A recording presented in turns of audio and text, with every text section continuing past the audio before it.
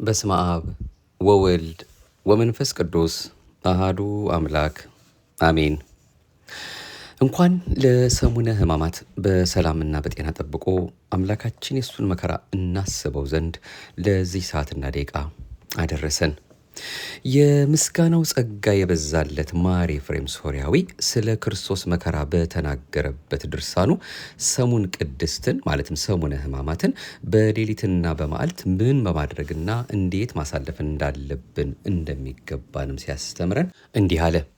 የቤተ ክርስቲያን ልጆች ሁላችሁ ብቻውን ኃጢአት የሌለበት በቅዱስ ደሙ የገዛችሁ ሆይ ኑ ተሰብሰቡ።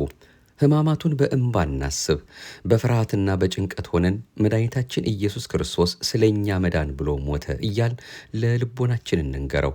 የቤተ ክርስቲያን ልጆች ልቦናችሁ ይደንግጥ፣ ነፍሳችሁም ትንቀጥቀጥ። ሁልጊዜ የጌታችንን ሕማማት በማሰብ እንባችሁን አፍስሱ። ሁልጊዜ ስለ ክርስቶስ ሕማማት በማሰብ ማልቀስ እንባችሁ የጣፈጠ ልቦናችሁ የበራ ይሆናል። ሁልጊዜ ይህን እያሰባችሁና እንባችሁን እያፈሰሳችሁ ጌታ ስለ እናንተ ስለተቀበለው መከራ ምስጋና አቅርቡለት።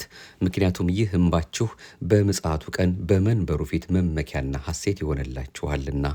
የሚወዳችሁን የጌታን ሕማማት እያሰባችሁ ተጋደሉ፣ ፈተናውንም ተቋቋሙ።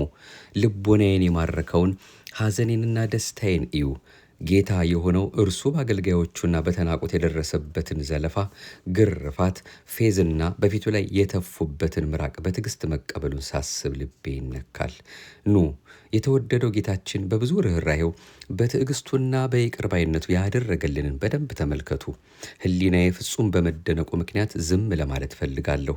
ነገር ግን በዝምታዬ የመድኃኒቴን ክብር መግለጽ እየተውኩ ስለሚመስለኝ ደግሞ እፈራለሁ። ወንድሞቼ ሆይ ስለዚህ ጉዳይ ልንፈራና ልንደነግጥ ይገባል እንጂ መስማት ብቻ አይሁን። ጌታ ሆይ የተቀበልከውን መከራ ሊናገር የሚችል ማን ነው? የተወደዳችሁ ሆይ በመድኃኒታችን ላይ የደረሰውን በማሰብ በማዘን ወደ እርሱ ቅረቡ። ዛሬ በዳዊት ከተማ በጽዮን የሆነውን ኑ እንማር። የተመረጡ የአብርሃም ልጆች ዛሬ የፈጸሙትን እንስማ። ዛሬ የአብርሃም ልጆች አይሁድ ፍጹም በደል የሌለበትን ጌታ ገደሉት። መድኃኒታችን ኢየሱስ ክርስቶስ በክፉዎች እጅ ያለ በደሉ በዕፀ መስቀል ላይ ተሰቀለ። የክብር ንጉሥ የሆነው ጌታችን ለእኛ ለኃጢአተኞች ሲል ሞቷልና ኑ ሰውነታችንን በእንባና በልቅሶ እንጠብ በማለት ነግሮናል።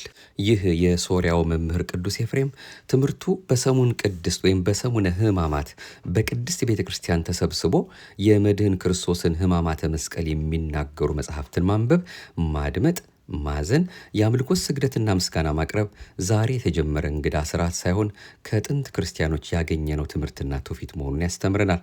ሰሙነ ሕማማት ጌታችን ኢየሱስ ክርስቶስ የሰው ልጆችን ለማዳን በፈቃዱ ሕማማተ መስቀልን መቀበሉን፣ ዕፀ መስቀሉን በትዕግስት በመሸከም በማህየዊ ሞቱ ሞታችንን አጥፍቶ በመስቀሉ ድነት ማግኘታችን የምናስብበት ወቅት ነው። ስለዚህ ይህ ሳምንት የለቅሶና የሐዘን ጊዜ ነው። በመጽሐፈ ግብረ ሕማማት እንደተጻፈው ከዕለተ ሰኞ እስከ ዕለተ ቀዳሚት ምሽት የጾም ሳምንት በመሆኑ ከእንጀራ በጨውና ከውሃ በስተቀር ምንም ጣፋጭ ምግብ መመገብ አይገባም። ይህ እንኳ ባይቻል እስኪጠግቡ ድረስ መመገብ ተገቢ አይደለም። ለመጾም የጤና ችግር የሌለበት የበረታና የሚችል ሁለት ቀን መጾም ይገባዋል። ይህን የማይችል ደግሞ ፀሐይ እስኪገባና የምሽት ኮከብ ደምቆ እስኪታይ ድረስ መጾም ይጠበቅበታል። በጤና ችግር መጾም የማይችል ደግሞ በየዕለቱ እስከ 9 ሰዓት ድረስ መጾም ይገባል እንጂ በማለዳ ተነስቶ ያገኙትን መመገብ አይገባም። እንግዲህ ይህም ራሱ በቅዱስ ቤተክርስቲያናችን በተለይም በመጽሐፈ ዲድስቅልያ ዘአበዊነ ሐዋርያት ተጽፎ ሁላችንም እንድንኖርበት የተሰጠን መመሪያችን ነው። እንግዲህ በዚህ በሰሙነ ሕማማት ውስጥ የምናስባቸው እጅግ በጣም በርካታ ጉዳዮች አሉና በዋናነት እሱ አምላካችን የተቀበላቸውን ጸዋትወ መከራዎች የምናስብበትም ቢሆን በእኛ በኩል ደግሞ ሊደረጉ የሚገባቸው እንዳናደርጋቸውም የተከለከልናቸው አንዳንድ ጉዳዮች አሉ። እነሱን እንደሱ እንደ አምላካችን ፈቃድ እንግዲህ ከብዙ በጥቂቱ ለዛሬ በክፍል 1 መልእክታችን ሰሙነ ሕማማትን በተመለከተ በምናደርሳቸው ሰፊ መርሃ ግብር እንግዲህ እያካተትን የምንመለከተው ርዕሰ ጉዳያችን ይሆናል።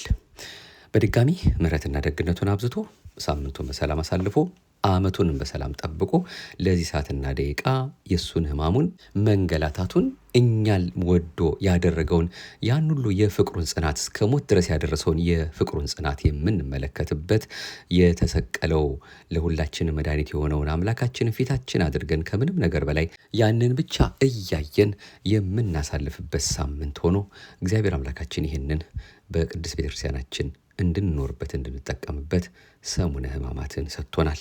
በዚህ መልኩ ነው እንግዲህ ከሱ ከአምላካችን ጋር ከትላንት ዛሬ በተሻለ መልኩ ከጉዳዮቻችን ሁሉ አብልጠን ልናስበው የሚገባውን የእሱን የአምላካችንን ሕማምና መከራውን የምናስብበት ሳምንትን በልባችን ሊያሳድርልን ደጅ እየጠናን እሱ በሰጠን አቅምና በዚህ ኑሩበት ይህን አድርጉ ብላ ቅድስት ቤተክርስቲያናችን በሰጠችን ስርዓትና ትውፊት እየተመራን አገልግሎታችን እንደሱ እንደ አምላካችን ፈቃድ እንግዲህ የምናደርገው በጣም ሰፊ መልእክቶች ናቸው። በየቀኑ የተወሰኑ መርሃ ግብሮችን እንግዲህ አጠር እያደረግን እንሰማለን።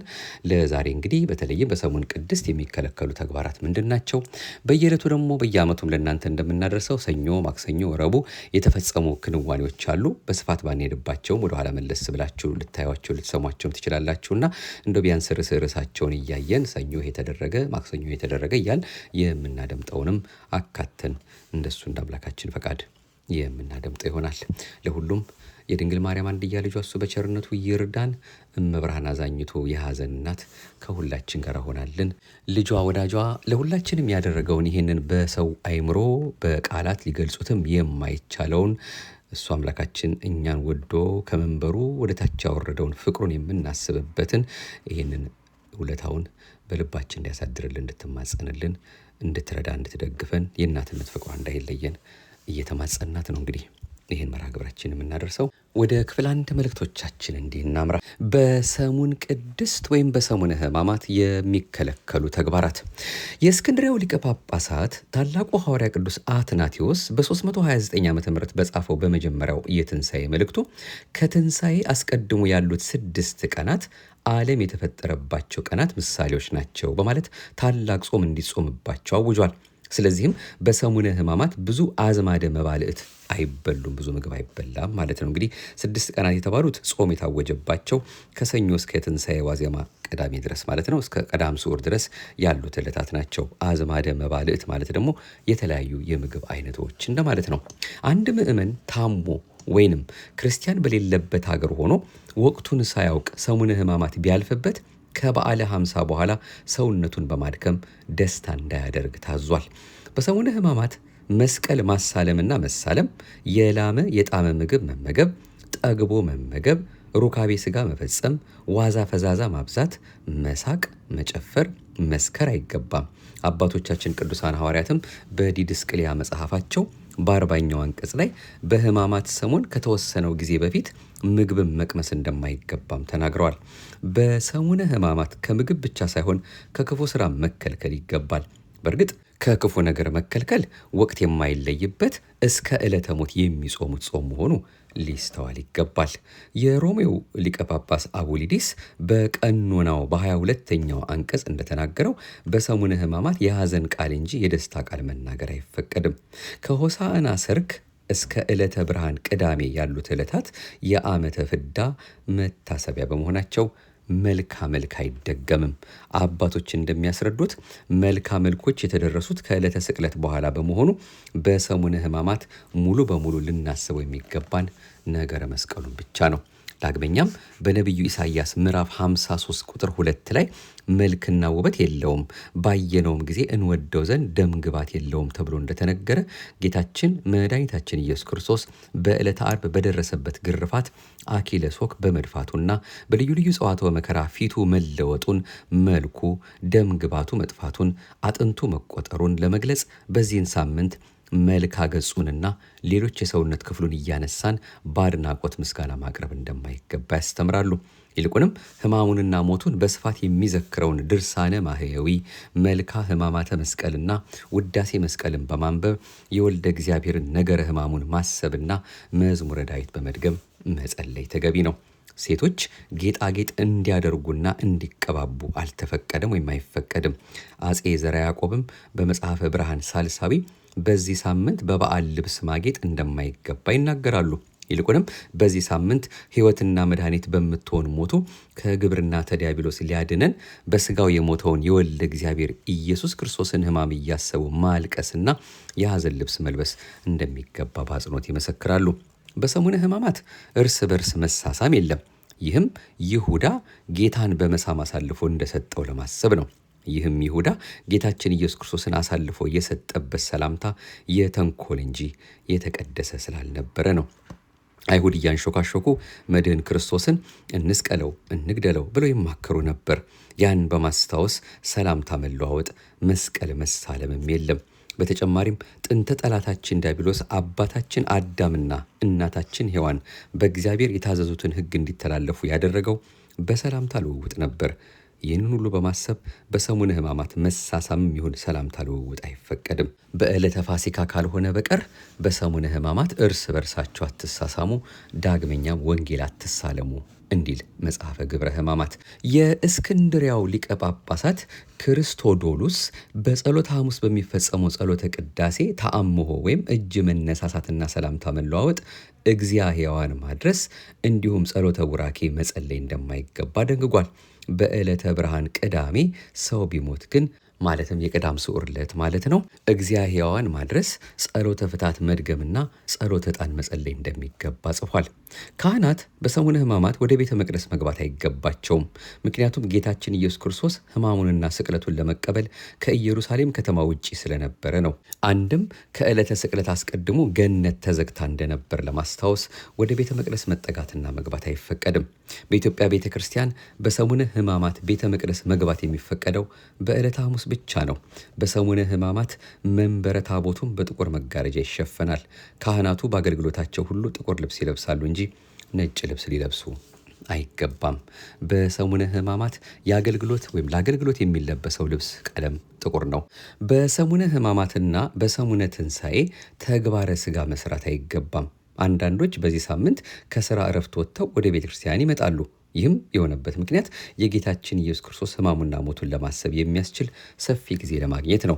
ካህናትና ምዕመናን በሰሙነ ሕማማት በቤተ ክርስቲያን ተገኝተው ወዛቸው ጠብ እስኪል ድረስ በነግ፣ በሰልስት፣ በስድስት፣ በ9 ሰዓትና በሰርክ መላልሰው ሲሰግዱና ሲጸልዩ ይሰነብታሉ። በሰሙን ቅድስት የትኞቹ መጽሐፍትን እናንብብ፣ ምንስ እንጸልይ ለሚሉ ጥያቄዎች ደግሞ ቀጣዩን እንመልከት።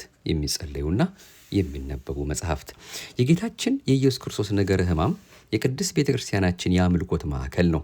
በቤተ ክርስቲያን በግልና በማኅበር በምናደርሰው ጸሎትና በምንፈጽመው የአምልኮ ስርዓት የወልደ እግዚአብሔር ኢየሱስ ክርስቶስን የማዳን ሥራውንና ቤዛነቱን መሠረት አድርገን ሕማሙን፣ ሞቱን፣ ትንሣኤውን፣ ዕርገቱንና ዳግም መምጣቱን መሰክራለን። ኢትዮጵያዊ ሊቅ ርቱዐ ሃይማኖት ስለ ሰሙን ቅድስት በጻፈው በሰሙነ ሕማማት ምንባብ በዚህ በሕማማት ሳምንት መልካም በማድረግ የበዓል አከባበር ስርዓትን መፈጸም፣ ስጋን በማድከም መጽሐፍትን ማንበብ እንደሚገባ ተናግሯል። ስለዚህም በዚህ ሳምንት በሊቃውንተ ቤተ ክርስቲያን የተጻፉ ሕይወትና መድኃኒት የምትሆን የወልደ እግዚአብሔር ኢየሱስ ክርስቶስን ነገረ ሕማም የሚናገሩና የሚተረጎሙ ቅዱሳት መጽሐፍትን ማንበብ ይጠበቅብናል። ለመድህን ክርስቶስ ፍጹም የአምልኮት ምስጋናንና ውዳሴያትን ለማቅረብ የተዘጋጁ መጽሐፍትን በንባብና በዜማ አብዝቶ መጸለይም ይገባል። እንግዲህ በዚህ መልእክታችን ለስጋችን ብርታትን ለነፍሳችን ድነት የሚሰጡንን ዋጋ የምናገኝባቸውንና መንፈሳዊ በረከት የምንቀበልባቸውን ሕማማተ ክርስቶስን የሚያዘክሩ መጽሐፍትን ነው ማንበብ እንደሚገባን ለማሳየት የሞከር ነው። እንግዲህ ነገረ መስቀሉን የሚያሳስቡ በተለያየ መልኩ የሚቀርቡ መጽሐፍት እንዳሉ ወይም ደግሞ በእጃችን ያሉ መጽሐፍት እንዳሉ ከሁላችንም የተሰወረ አይደለም። ቅድስት ቤተክርስቲያን ለዚህ ሙሉ ሆና አደራጅታ ለሁላችንም ሰጥታናለች። ነገረ ሕማማትን በየዕለቱ የሚያሳስቡ ድርሳናት አሉ እንደ ጸሎተ ሃይማኖት ያሉ። ነገረ ሕማማትን ደግሞ በየሳምንቱ ደግሞ የሚያሳስቡ ደግሞ እንደዚሁ ሌሎችም መጽሐፍት አሉና እነሱን እየተጠቀምን ነው። እንግዲህ ለዕፀ መስቀሉ የተዘጋጀው የተማህጽኖ ጸሎት ወይም መስተብቁ ዘቅዱስ መስቀል የተባለው እንግዲህ በየሳምንቱ ከሚደርሱት አንዱ ምሳሌ ነው። ነገረ ሕማማትን በየወሩ የሚያሳስቡ ደግሞ እንደ ድርሳነ መድኃኔዓለም፣ መልክአ መድኃኔዓለም፣ ድርሳነ ማህየዊ፣ ሐጹረ መስቀል፣ መልክአ መስቀልና ውዳሴ መስቀል የመሳሰሉ አሉ። አሁንም ነገረ ሕማማቱን በየዓመቱ ደግሞ የሚያሳስቡ ድርሳናት ቅድስት ቤተክርስቲያናችን ጌታችን ኢየሱስ ክርስቶስ ለድኅነተ ዓለም ሕማማተ መስቀል የተቀበለበትን መጋቢት 27 ቀን በየዓመቱ ጥንተ ስቅለተ ክርስቶስ በማለት ነገረ ሕማሙን እንደምትዘክር ከሁላችንም ሊሰወር እንደማይገባ ቅዱስ ቤተክርስቲያናችን እንግዲህ በተለያየ መልኩ እንደምታስተምረን እነዚህ መጽሐፍትን እንግዲህ በቅርባችን ካሉ አሉ፣ ከሌሉ ግን ራሱ ቅዱስ ቤተክርስቲያን ተገኝቶ ግብረ ሕማማቱ ላይ ያለውን መልእክት መስማት እንኳ ከምንም ነገር በላይ ነውና ይህን እንድናደርግ በእጃችን ባሉም ደግሞ መስቀልን በሚያጠይቁ ሁኔታዎች ያሉ መጽሐፍትን ካሉ እነሱን እያነበብን እንግዲህ የመድኃኔዓለምን ሕማሙን እያሰብን ሰሙነ ሕማማትን በዚህ መልኩ እናሳልፋለን ማለት ነው። ሌላው ትኩረት ሰጥተን የምንነጋገረው መቼስ በየዓመቱ ወደ እናንተ ያደረስነውም ቢሆን እንደው መቼስ ስለሚዘነጋ እንኳን የዛሬ ዓመት አይደለም የዛሬ 2 ሳምንትም የዛሬ ወርም የሰማነው ራሱ አምላካችን በቸርነቱ በልባችን ጽላት ካላሳደረልን ብዙ የሚያባክኑን አይምሯችን ወጥረው የያዙ ነገሮች ስላሉ ሊረሳ ሊዘነጋ ስለሚችል በዚህ ላይ መቀመጡም ደግሞ ሁሌም እንደ ማስታወሻ ሆኖ ስለሚያገለግለን በየዕለቱ ሰኞ፣ ማክሰኞ፣ ረቡዕ የተፈጸሙ አሉ ብለናልና ለዛሬ እንደሱ እንደ አምላካችን ፈቃድ የሰኞና ማክሰኞ ምን እንደተፈጸመ አሁንም መጽሐፍት የሚነግሩንን እንዲህ ለመከታተል እንሞክር። ዕለተ ሰኑይ መርገመ በለስ ወአንጽኦተ መቅደስ። በዚህ ዕለት ወይም ዕለተ ሰኑይ ሰኞ ማለት ነው አዳምና ሔዋን ከገነት እንደተባረሩ የበለስ ቅጠል እንዳገለደሙ ይታሰባል። በዚህች ዕለት ጌታችን መድኃኒታችን ኢየሱስ ክርስቶስ በመልዕልተ መስቀል ተሰቅሎ ማህየዊት በምትሆን ሞቱ ሞታችን እንዳጠፋልን እናስባለን። ወንጌላዊው ቅዱስ ማርቆስ እንደጻፈው የማርቆስ ወንጌል ምዕራፍ 11 ከቁጥር 15 ጀምሮ ጌታችን መድኃኒታችን ኢየሱስ ክርስቶስ በበዓለ ሆሳዕና በመሸ ጊዜ ከ12ቱ ደቀ መዛሙርቱ ጋር ወደ ቢታንያ ወጣ። በማግስቱም ከቢታንያ ሲወጡ ተራበ። ቅጠል ያላት በለስ ከሩቅ አይቶ ምናልባት አንዳች ይገኝባት እንደሆነ ብሎ መጣ። የበለስ ወራት አልነበረምና ከቅጠል በቀር ምንም አላገኘባትም። በዚያን ጊዜ ካሁን ጀምሮ ማንም ካንቺ ፍሬ አይብላ ብሎ ረገማት። ስለዚህም በሰሙነ ሕማማት የሚገኘው የመጀመሪያው ቀን ሰኞ ማለት ነው ሰኑይ መርገመ በለስ የተፈጸመበት ዕለት መታሰቢያ ነው። በተጨማሪም ጌታችን መድኃኒታችን ኢየሱስ ክርስቶስ ቤቴሰ ቤተ ጸሎት ትሰመይ፣ ቤቴ የጸሎት ቤት ትባላለች፣ እናንተ ግን የወንበዶች ዋሻ አደረጋችኋት በማለት በቤተ መቅደስ የሚሸጡትንና የሚገዙትን አስወጥቷል። ይህ ዕለት አንጽኦተ ቤተ መቅደስ የተፈጸመበት ዕለት መታሰቢያ ነው። ለዚህም ይህች ዕለተ ሰኑይ አንጽኦተ ቤተ መቅደስ የሚል ስያሜ አግኝታለች። የዕለተ ሰኑይ ግብረ ሕማማት መርገመ በለስንና አንጽኦተ መቅደስን ይተነትናል። መተርጉማን በለስን በተለያየ አውድ ይፈቱታል። ጌታችን መድኃኒታችን ኢየሱስ ክርስቶስ አንዳች ፍሬ እንዳይገኝባት የረገማት በለስ የቤተ እስራኤል የብሉይ ኪዳንና የኃጢአት ምሳሌያት ናት። በሶስት ምሳሌ ባጭሩ እንመልከት። የመጀመሪያው በጌታችን ኢየሱስ ክርስቶስ የተረገመችው በለስ የቤተ እስራኤል ምሳሌ ናት። በወንጌል ጌታችን ኢየሱስ ክርስቶስ ከበለሷ ፈልጎ ያጣው ፍሬ ሃይማኖትና ፍሬ ምግባር ነው። ጌታችን መድኃኒታችን ኢየሱስ ክርስቶስ አዳምና ሔዋንን ለማዳን በግብረ መንፈስ ቅዱስ በድንጋሌ ሥጋ በድንጋሌ ነፍስ በድንጋሌ ሕሊና ፍጽምት ከምትሆን ከንጽሕት ቅድስት ድንግል ማርያም ተወልዶ ከሥጋዋ ሥጋ ከነፍሷ ነፍስ ነስቶ ወደ እስራኤል ዘሥጋ መጥቷል። ነገር ግን ሕዝበ እግዚአብሔር ከተባሉ እስራኤላውያን ፍቅርን ሃይማኖትንና ምግባርን ቢፈልግም ከሕዝበ እስራኤል ፍሬ ሃይማኖትና ፍሬ ምግባር አላገኘም።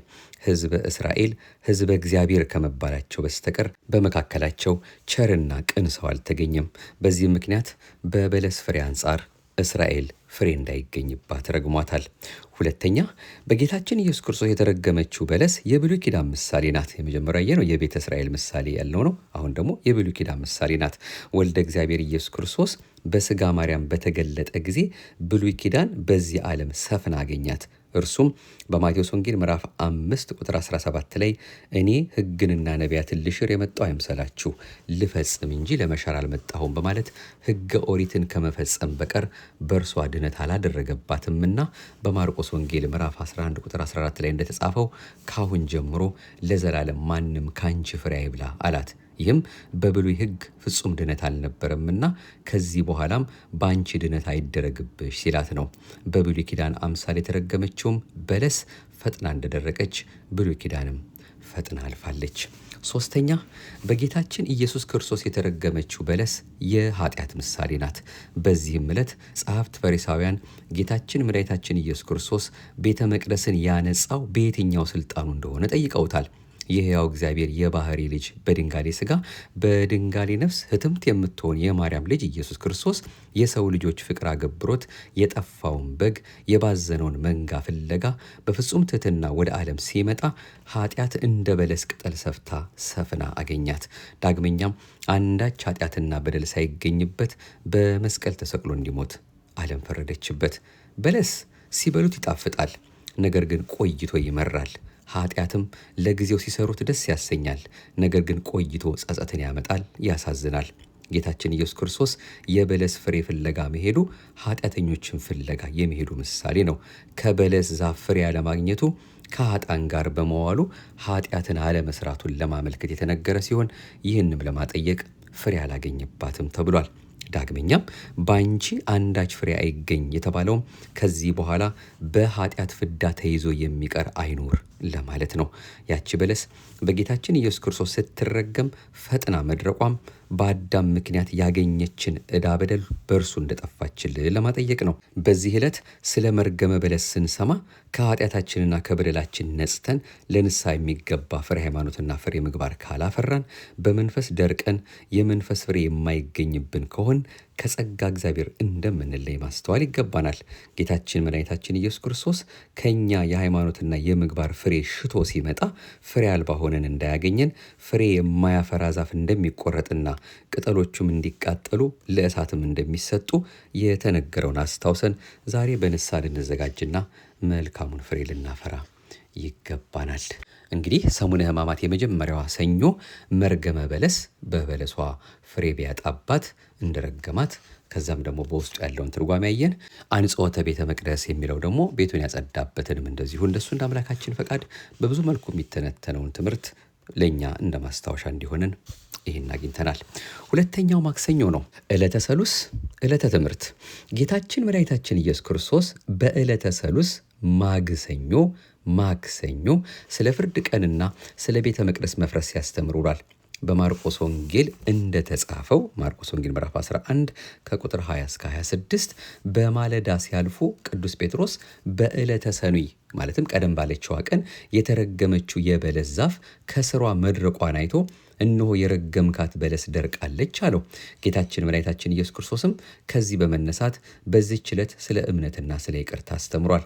በማቴዎስ ወንጌል ምዕራፍ 21 ከቁጥር 23 ጀምሮ፣ በማርቆስ ወንጌል ምዕራፍ 11 ቁጥር 26 ጀምሮ እንዲሁም በሉቃስ ወንጌል ምዕራፍ 20 ከቁጥር 1 እስከ 8 እንደተጻፈው ጸሐፍት ፈሪሳውያን ለጌታችን ኢየሱስ ክርስቶስ ጥያቄ ያቀረቡለት በዚህ ዕለት ስለነበረ የጥያቄ ዕለት በመባል ይታወቃል።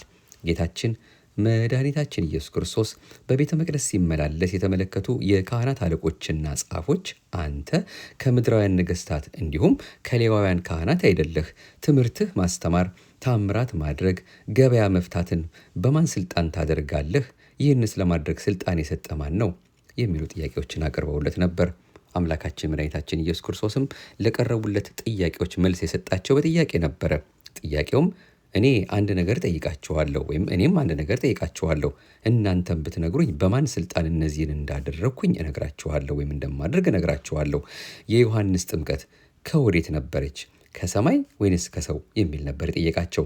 ጥያቄ ያቀረቡት ጸሐፍት ፈሪሳውያንም ከሰማይ ብንል ለምን አልተቀበላችሁትም ይለናል፣ ከሰው ብንል ደግሞ ሕዝቡ ሁሉ ዮሐንስን እንደ አባት ያከብሩታል፣ እንደ መምህርነቱ ይፈሩታልና ሕዝቡን እንፈራለን ተባብለው ከወዴት እንደሆነ አናውቅም ብለው መለሱለት። ጌታችን መድኃኒታችን ኢየሱስ ክርስቶስም መልሶ እኔም በማን ስልጣን እነዚህን እንደማደርግ አልነግራችሁም አላቸው። ጸሐፍት ፈሪሳውያን ይህን መጠየቃቸው ልቦናቸው በክፋትና በጥርጥር ስለተሞላ እንጂ እርሱ የሚያደርገው ሁሉ በራሱ ስልጣን እንደሆነ ጠፍቷቸው አልነበረም።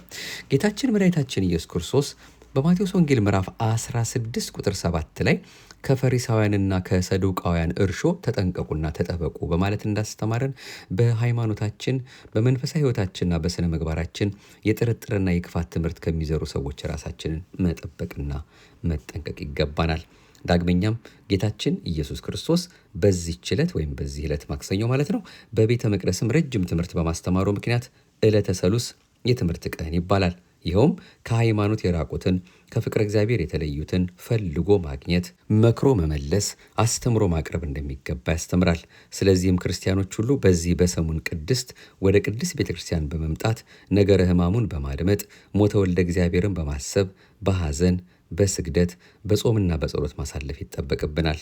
መምህራነ ወንጌልም በዚህ በሰሙን ቅድስት ወደ ቤተ ክርስቲያን በሰሙነ ሕማማት ማለት ነው እንግዲህ ሰሙን ቅድስት ስንል ወደ ቤተ ክርስቲያን ለሚመጡ ክርስቲያኖች መፍቀሬ ሰብ ኢየሱስ ክርስቶስ የሰውን ልጅ ለማዳን ከቤተልሔም እስከ ቀራንዮ ኮረብታ ድረስ ያደረገውን አምላካዊ ጉዞ በደሙ ፈሳሽነት እንዴት ነፃ እንዳወጣንና ድነትን እንዳገኘን ማስተማር፣ ምዕመናንም እንዲሁ ወደ መምህራን ቀርበው መጠየቅና መማር ይገባቸዋል። እንግዲህ እነዚህን 2 ቀናት የሰኞና የማክሰኞን አየን። ረቡዕ፣ ሐሙስ እያልን ደግሞ በቀጣዮቹ መርሃ ግብሮቻችን ጣልቃ እያስገባን የምንከታተለው ይሆናል። ሌላው እንግዲህ ለዛሬ እንደው እንዳይበዛብንም መቼስ በጣም በርካታ እንደሱ እንደ አምላካችን ፈቃድ ልናደርሳችሁ ያሰብናቸው መርሃ ግብሮች ቢኖሩም እንደው አነስ አነስ እያደረግን ለዕለቱ የሚገባንን ይሄንን እየተከታተልን እንኳ በዚህ መልኩም ይሄንን ሳምንት ካሳለፍንም እንደሱ እንደ አምላካችን ፈቃድ በረከት ነው። ከዚህ ከኛ ውጭም ደግሞ በጣም በተለያየ መልኩ በእጃችን ባሉ አሁን በተለይ ከሌሎች ነገሮቻችን ሁሉ ወጣ ብለን ብዙ ጊዜ ከሚያዘናጉን ከቲክቶኩ ከዩቱቡ ከምኑ ሁሉ ወጣ ብለን ትኩረታችን ሁሉ አይናችን ከመስቀሉ ልባችን ከቃሉ መራቅ ስለሌለበት እሱ አምላካችንም ደስ የሚሰኝበትን ለማድረግ ለእኛም ለነፍሳችን ዋጋ ለምናገኝበት ነገር መትጋት ስለሚገባን በሌሎች በምታገኟቸው አጋጣሚዎች ሁሉ ከሕማሙ ከስቅለቱ በአጠቃላይ ከጌታችን ከፍቅሩ እንዳያወጣን የሚያሳስቡ መልእክቶች ያሉበትን እናንተም ትሰሙታላችሁ ወይም ትሰማላችሁ ትከታተላላችሁ ብለን ተስፋ እናደርጋለን። የዛሬውን መርሃ ግብራችንን ከማጠቃላችን በፊት ግን ለጥቂት ደቂቃ ከሰኞው ድርሳነ ማህየዊ የጌታችን የሞቱና የሕማሙን ነገር ከሚናገረው መጽሐፍ ከሰኞ እስከ እሑድ የተጻፈው ማለት ነው የሰኞ ላይ የተወሰነችዋን ብቻ ለበረከት እንሰማና ወደ ቀጣዩ መርሃ ግብራችን መድኃኔዓለም በቸርነቱ እንዲያደርሰን ደጅ ጠንተ ነው እንለያያለን። በሰኞው ድርሳነ ማህየዊ 2ኛ ምዕራፍ ላይ እንዲህ የሚል አለ። ይሁዳም አማቹ በርባንን ለማዳን የዋጋው ተጨማሪ አድርጎ ጌታችን ኢየሱስን ለ30 ብር ሸጠው። ወንጌላውያንም እንዲህ አሉ። የአስቆሮቱ ሰው ይሁዳ ወደ ካህናቱ አለቆች ሄዶ እነሆ ኢየሱስን አስይዛችኋለሁ፣ ምን ሰጡኛላችሁ አላቸው። ደስ ብሏቸውም 30 ብር ሊሰጡት ተነጋገሩት። ከዚያን ቀን ጀምሮ የሚያስይዝበትን ጊዜና ቦታ ይፈልግ ጀመረ። ይሁዳም ምንም የድንጋይ ምሰሶ በራሱ ላይ ቆሞ በሰው አንደበት እየተናገረ ቢገስጸው፣ ምንም 3 ጊዜ በላዩ ዕጣ ቢወጣበት፣ ምንም ጌታችን ኢየሱስ ክርስቶስ ለደቀ መዛሙርቱ ከእናንተ አንዱ እንዲያስይዘኝ እውነት እላችኋለሁ ብሎ ሲነግራቸው ቢሰማ የሚያስይዝበትን ምክር አልተውም። ስለዚህም ነገር ደቀ መዛሙርቱ ብዙ አዝነው እያንዳንዳቸው መምህር እኔ ነኝን አሉት። ጌታችን ኢየሱስም መለሰ፣ የሚያስይዘኝ ከኔ ጋር እጁን ወደ ወጭት አግብቶ የሚጠልቀው ነው አላቸው። የሰው ልጅ ግን እንደተጻፈለት ይሄዳል። ነገር ግን የሰው ልጅን ለሚያስይዘው ለዚያ ሰው ወዮለት፣ ባይወለድ በተሻለው ነበር። ዳግመኛም ባጠገቡ የተቀመጠ ደቀ መዝሙር ዮሐንስ አቤቱ ማን ነው የሚያስይዝህ ብሎ በጠየቀው ጊዜ ጌታችን ኢየሱስም የሚያስይዘኝ እኔ እንጀራ በወጥ ጠቅሼ የምሰጠው ነው አላቸው። ጌታችን ኢየሱስም ላስቆሮቱ ሰው ለይሁዳ እንጀራውን በወጥ ጠቅሶ ሰጥቶ የምታደርገውን ፈጥና አድርግ አለው። ይሁዳም እንጀራውን ተቀብሎ በሌሊት ወጥቶ ወደ አይሁድ ሄዶ እነሆ ኢየሱስን አስይዛችኋለሁና የምትሰጡኝን ስጡኝ አላቸው። 30 ብር ሰጡት። እሱም ለሚስቱ ሰጣት። ጌታችን ኢየሱስ ግን በመሸጡ ከኦሪትና ከዕፀ በለስ እርግማን ተወጃጀን። ጌቶቼ አብ መንፈስ ቅዱስ ሆይ አደራ እላችኋለሁ። እመቤቴ ማርያም ማልድሻለሁ። በነፍሱና በሥጋው በተቀበለው መከራዎች ሁሉ በመቸንከሩም የሸዋ አክሊልን ተቀዳጅቶ በመሰቀሉ በሞቱም ወደ ሲኦልም በመውረዱ በጦር በመወጋቱ እርሱ ኢየሱስ ክርስቶስ በመቀበሩ ኃጢአቴን ሁሉ ይቅር ትሉኝ ዘንድ ከኃጢአቴም ሁሉ ፍዳ ታድኑኝ ዘንድ ለዘላለሙ እማጸናለሁ። ጌታችን ኢየሱስም ከአልዓዛር ቤት ወጥቶ እንዳስለመደ ይጸልይ ዘንድ ወደ ደብረ ዘይት ሄደ። በሱ ምክንያት አይሁድ የአልዓዛርን ቤት እንዳያጠፉ ደቀ መዛሙርቱም ተከተሉት። ከዚያም በደረሰ ጊዜ ወደ ጥፋት እንዳትገቡ ከዚያ ሄጄ ጸሎት እስካደርግ ድረስ ከዚህ ተቀምጣችሁ ጸሎት አድርጉ አላቸው። ያዕቆብና ጴጥሮስን ዮሐንስንም ይዞ ከነሱ ጋር ጌቴሴማን ወደሚባል የተክል ቦታ ገባ። ሰውነቱን በፊታቸው በነፍስ መከራ ታመመች። እኒህም መታወክና መተከዝ ማዘን ናቸው። በሰውነቱ ታውኳልና። ነገር ግን ሰውነቴ ታወከችብኝ አለ። ምን እላለሁ? አባቴ ሰውነቴን ከዚህ ሰዓት አድናት እላለሁ እንጂ። ነገር ግን ስለዚህ ነገር መጥቼ ከዚህ ሰዓት ደርሻለሁ። እንደዚህ እያለ ያዘን ይተክዝ ጀመር። ሰውነቴም ለሞት የሚያበቃ ሐዘን አዘነች። ከኔ ጋር ተግታችሁ ከዚህ ተቀመጡ አትተኙም አላቸው። በሰውነቱ ፈጽሞ እንዳዘነ እንደታወከ፣ እንደዚሁም ለእኛ ለወገኖቹ ተድላ ደስታውን ሰጠን። የድንጋይ ውርወራ ያህል ከደቀ መዛሙርቱ ርቆ በጉልበቱ ተንበርክኮ ፊቱን ምድር አስነክቶ ሰገደ። እሱ በስጋ ሲሰግድ መለኮት ከስጋ አልተለየም፣ መለኮትም ሲሰግድ ስጋ ከመለኮት አልተለየም። የሚቻልስ ቢሆን ይህች ሰዓት ከሱ ታልፍ ዘንድ ዳግመኛ ጸሎት አደረገ። አባቴ ሆይ ሁሉ ይቻልሃልና ይህች ጽዋ ወይም ሞት ከኔ ትለፍ አለ። ከኔ ትለፍ ማለቱ ግን ስለ ራሱ አይደለም፣ ከሰው ሁሉ ሞት ትለፍ ማለቱ ነው እንጂ።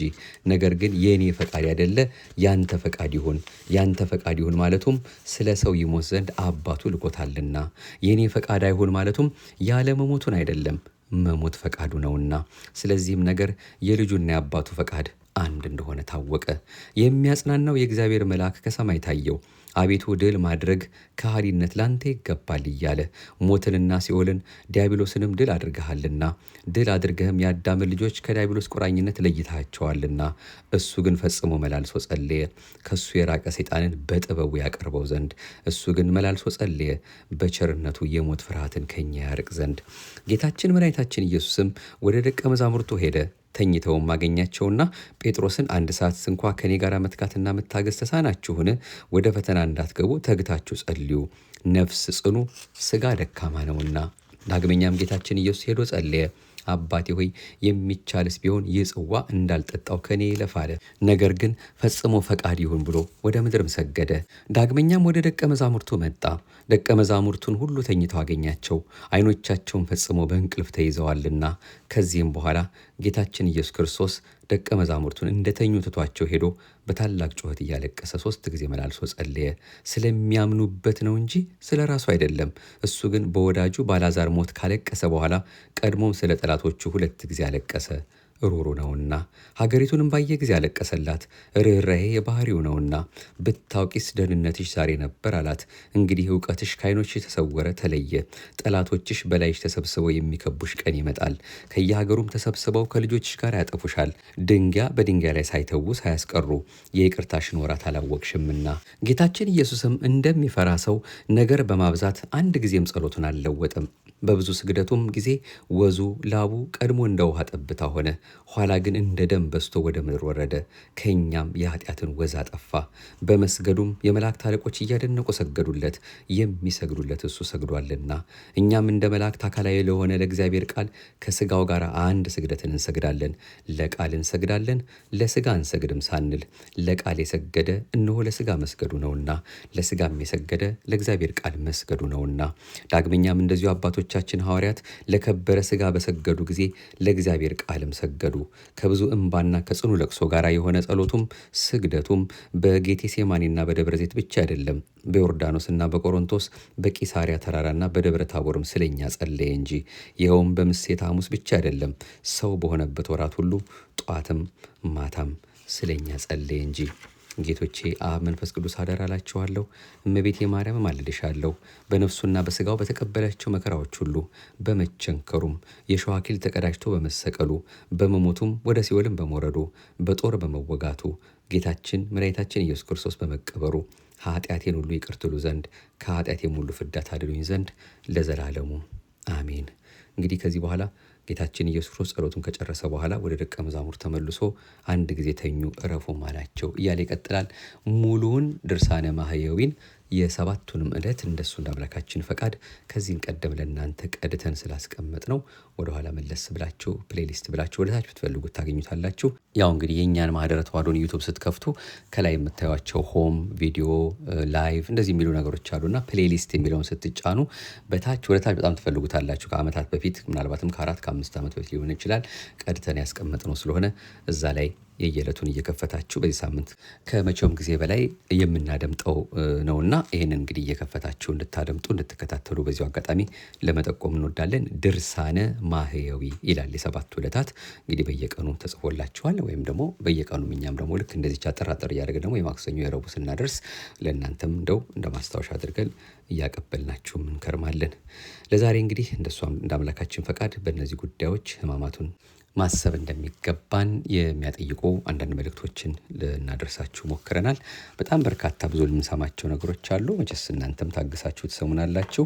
ከሁሉ በላይ ደግሞ እሱ አምላካችን በደግነቱና በምሕረቱ እኛ ምንም ሳናደርግለት ወዶ ፈቅዶ ወዶኛልና ዳነኝ እንዳለ ይህን እኛን የወደደበትን ፍቅሩን እስከ ሞት የገለጸበትን የመስቀል ውለታውን ያውም ለአንድ ሳምንት አይደለም እድሜያችን ሁሉ በልባችን ታትሞልን እንዲኖር ደጅ እየጠናን የምንሰነብትበት ስለሆነ ባገኘነው አጋጣሚ ሁሉ ከዚህ ፍቅር እንዳንወጣ ከመከራዎቻችን፣ ከችግሮቻችን፣ ከህመማችን፣ ከማጣታችን በአጠቃላይ እሱ አምላካችን ለእኛ እንዲያደርግልን ከምንፈልገው ደገኛ መልካም የሆነው ነገር ሁሉ እንዳንጎል ይህንን ማሰብ ከሁሉ ይበልጣልና ከዚህ ፍቅር እንዳያወጣን እየተማጸንነው ከመስቀሉ እግር ስር ተደፍተን እንድንማጸነው ያስፈልገናልና በዚህ መልኩም አምላካችን ልቦናውን ለሁላችንም እንዲሰጠን ፍቅሩን እንዲያበዛልን አሁንም የተቀደሰ ፈቃዱ ይሁንልን።